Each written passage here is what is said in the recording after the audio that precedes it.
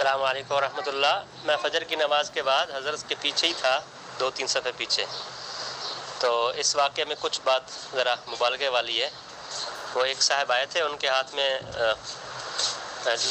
جو کاغذ کا جیسے گل احمد کے جس طرح کے نہیں ہوتے شاپر، جیسے کو گفٹ پیک کہتے ہیں، اس طرح کا کوئی شاپر تھا، اس میں پتہ نہیں کیا تھا کیا نہیں تھا۔ اور ایک صاحب حضرت کی مالش کر رہے تھے، عبدالرحمن اویس صاحب، 2-3 طلبہ ساتھ تھے، گارڈ پیچھے تھے۔ وہ آیا، اس نے آ کر سلام کیا اور حضرت سے کوئی باتیں کرتا رہا، ہمیں کچھ پتہ نہیں چلا کیا کہہ رہا ہے۔ اور پھر گارڈ نے یہ بتایا کہ اس نے حضرت سے یہ کہا کہ مجھے آپ سے علیحدگی میں بات کرنی ہے، آپ ان سب کو الگ کر دیں۔ تو حضرت نے فرمایا کہ میں آپ کو جانتا نہیں ہوں، لہٰذا میں آپ سے علیحدگی میں بات کیسے کر سکتا ہوں۔ پھر وہ پیچھے ہٹا اور وہ اس میں کوئی چاقو تھا، وہ کھلا ہوا تھا، بازو کے ساتھ تھا، تو اس نے اس کو بند کیا اور اس میں ڈالا، تو اس کو وہ گارڈ نے دیکھ لیا۔ تو پھر اس گارڈ اس کو ایک طرف لے کر گئے۔ جب یہ بات حضرت کے علم میں آئی تو حضرت ویسے تو دیر تک وہاں تشریف رکھتے ہیں، لیکن حضرت بھی اٹھ کے آ گئے۔ اور پھر یہ بات ہوئی تو حضرت نے یہ فرمایا گارڈز کو کہ ان کو دارالعلوم سے باہر چھوڑ دو۔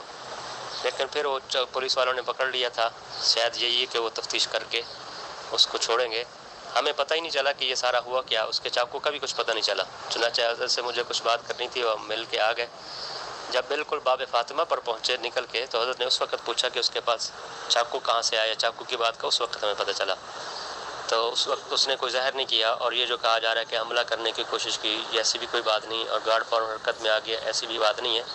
بلکہ جب وہ پیچھے ہٹ گیا تھا تو پھر اس کا یہ اندازہ ہوا، اور پھر حضرت گھر چلے گئے اور گارڈ ان کو پکڑ کے کہیں لے گئے، اللہ سبحانہ و تعالیٰ کہاں لے گئے۔ السلام علیکم ورحمۃ اللہ تعالیٰ وبرکاتہ۔